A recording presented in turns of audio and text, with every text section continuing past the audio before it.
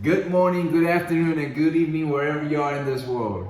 Thank you for clicking this video. Today's topic is going to be about Mormon life in the military and things that you can do to prepare. I have my good friend here, Checketts.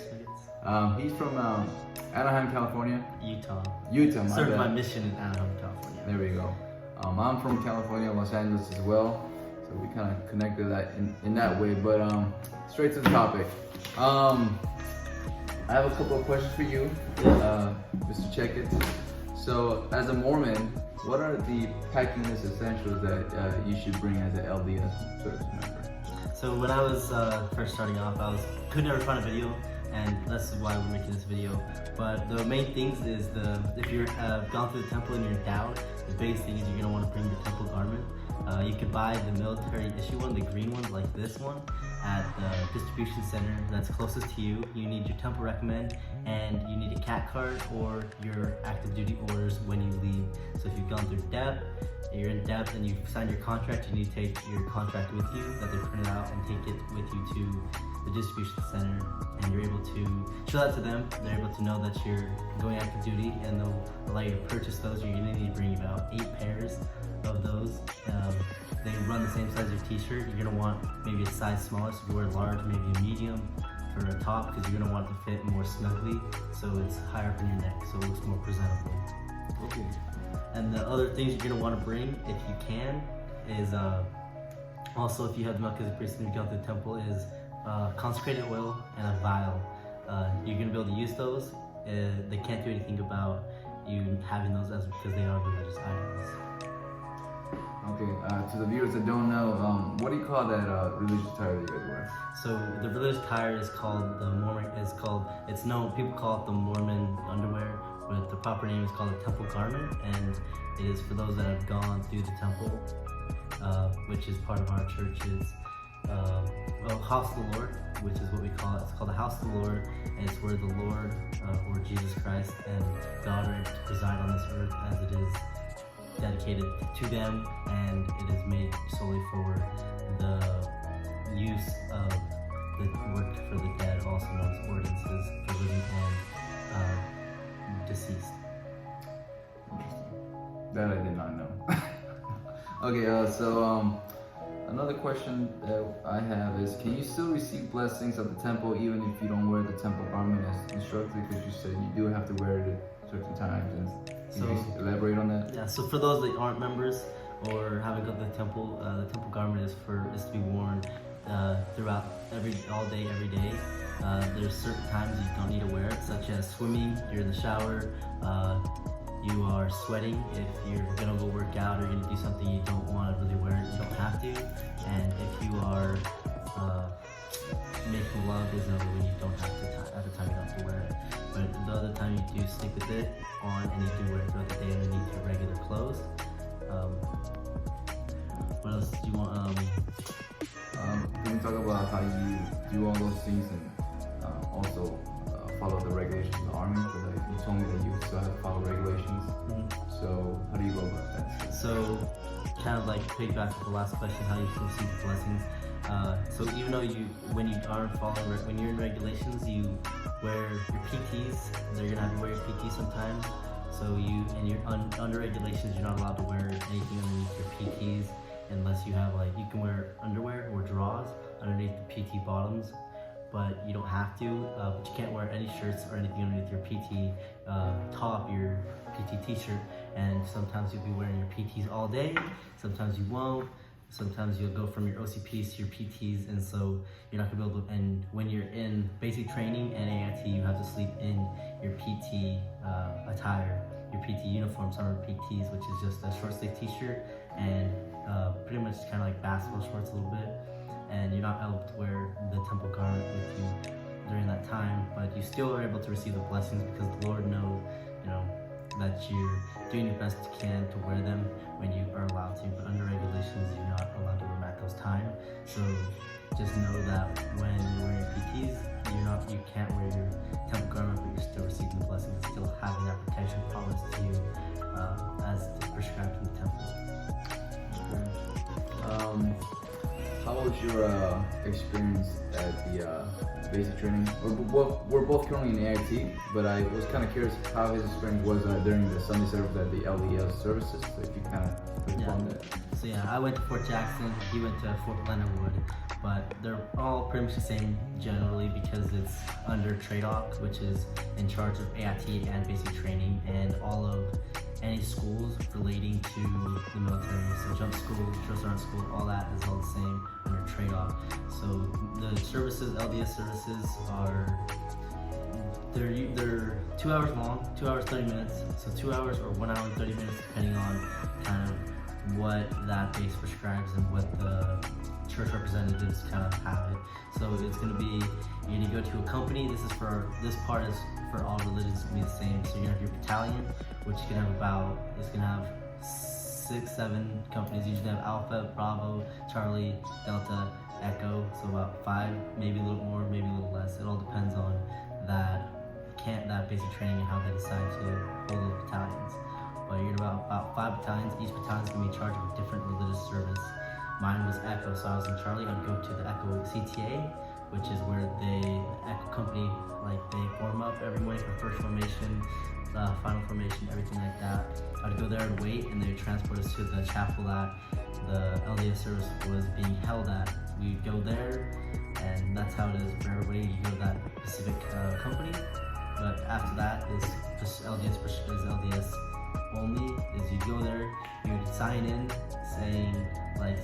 so that take roll is the easiest way to put it. And those that are members, you know what I'm saying. Like you go in as if you're going to Sunday school, you take roll. But for those who don't, it's able to keep accountability of how much people are attending to help allow the church, the LDS church, to know how much people are at that ward and currently attending, and to help transfer records. So people that are part of that church help transfer their information to that ward, so that they're able to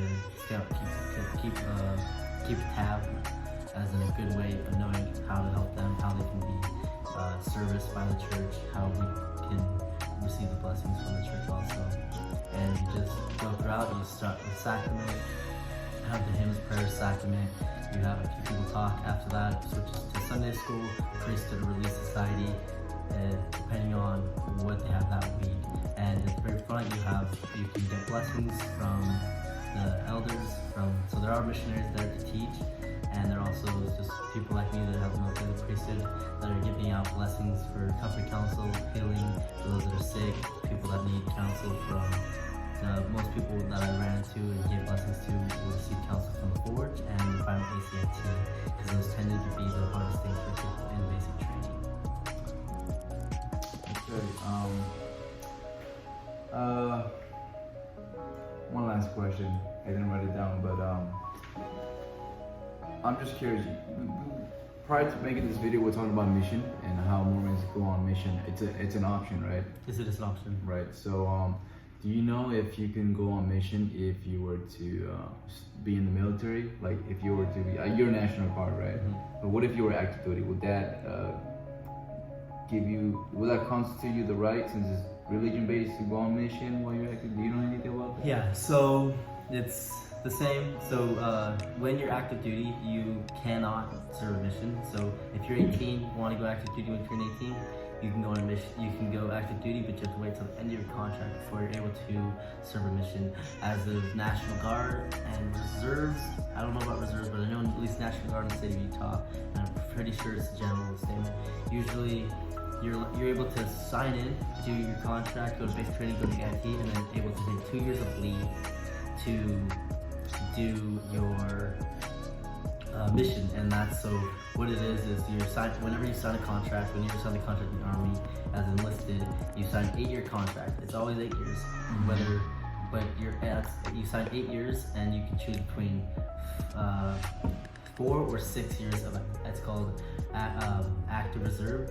So you're doing the drilling once a week, once a month, on the weekend, where you're doing it, and you're doing it 2 weeks during the summer. And that's active reserves. So you still have to follow the regulations, UCMJ, everything.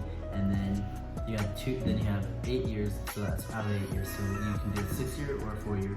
And if you do 6 years, there's 2 years that you're inactive ready reserves. So that means you are not doing drills, you're not going to and doing any training, you're not doing any military stuff, but the Army can call you up at a moment's notice if a declaration of war is declared or the need for soldiers. They can call you up and you can be called back and having to pretty much rewear your uniform and start doing military stuff again. And if it's 4 years, it's 4 years inactive ready reserve, so you're doing the exact same thing. So what you're doing is you're spending that, if you do a 6-year contract, you're spending those 2 years of inactive ready reserves on your mission. And you can be called back on your mission because you did sign a contract to the military and they don't care about any of your amendments. You signed that all the way. So, but they will let you finish it. They'll let you do that if there's not a time of war going on where they need you currently. So there's that. Use that 2 years of inactive ready reserves to serve your mission. You come back and then you do your drills for the 4 years, depending on what you signed your contract into. And it's the same for. You really did your research before joining, huh? Yeah, I really did my research. Same with the active duty. For those who want to join active duty, it's the same. You have 4 years. You still have the 8-year contract where you have the inactive ready reserves. And for those that don't know about, like, that aren't maybe going to join the Army, but they kind of want to know, for the draft. The draft is important to know. For those that thinking, oh, I can go on a mission. For those members, at least, that I'm going to go on a mission, even if the draft's going on. So the draft only prescribes one member from your family. If the draft is active and everybody's above 18, they only allow one member to go on a mission versus where they used to let everybody go. They just only allow one, pretty much. If one's on this mission, they're pretty much gonna say, yeah, we'll let them stay, but everybody else will be called back. So if you have if you go on your mission and you get drafted, but you have like a brother or sister, or brother, because women aren't draftable, a brother that's on his mission, he can finish it, but you're not going to serve your mission, you're not going to leave to go on a mission. You're going to have to stay and continue to receive points before you're able to be discharged. Okay. Well, I hope this could help a lot of you out there. We were, Checketts mainly was genuinely, he wanted to help, his future Mormon brothers out there, because he was looking into YouTube and he couldn't find anything. I think he found like 1 or 2 videos, so he just wanted to put this out there, so in hopes to help other. Some few last things. When you do get to basic training, they're not gonna really know about the garment. So you just put all that stuff in your duffel bag, or you're gonna put all that stuff, because if you leave it in your purse bag, you're gonna have to put it in a cage. So you just leave it in your duffel bag, your green duffel bag that you'll get 2 of those. You'll get one that you keep with you in your barracks before you go from reception. For me, it was 120th at Fort Jackson. For Fort Leonard Wood, it was something. 121. It was 121. 1 day apart. For Fort Leonard Wood. So you're gonna pack your stuff up. They're gonna give you 1 day's worth of clothes. You can keep that on your wet OCPs to your base. So you go from reception to base training and your wet OCPs. Like, you put all your garments in that bag, and when you go to there, you just grab it, and you just don't really have to say anything, because they're not really going to know you better. And you just have them with you throughout the time, and then you get the basic training, you get your first shirt, you get the service first, then you get your one of these medallions, which is just says notify at the beginning. This one says, in case of emergency, notify LDS chaplain or member, and then on the back it just says, I'm a member of the Church of Jesus Christ of Latter-day Saints. And they'll give you that at church if you're a member. If you're not a member, you don't get one, but you just wear it on your like a regular dog tag. It's not against regulations or anything. Shouldn't give you any problem with it. If they do, you can ask to talk to a chaplain, and they can square the drill sergeant away. But so they're gonna give you one of those, and it's not against regulations wearing a dog tag. All right, you heard it, folks. For the man himself, Checketts. We're gonna end the video here now. Like we said before, I hope this helps.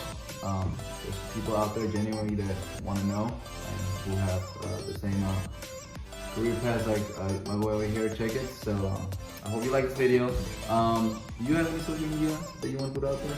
My Instagram, which is if you spell it out, I'll put it in the link below, and they'll go straight to you. So if you have any questions that you want to really ask Checketts, if there's any Mormon brothers out there, so because I'm a Mormon, so yeah, you should.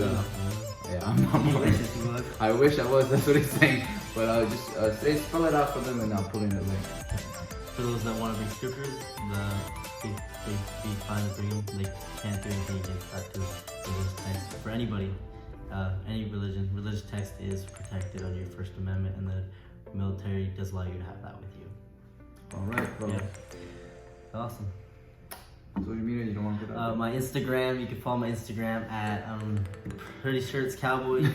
I gotta remember. I'm just saying it's countryboy _ Murica 1776. All right, folks. We're gonna cut it short. Have a good day. Peace Thank out. you. Peace out.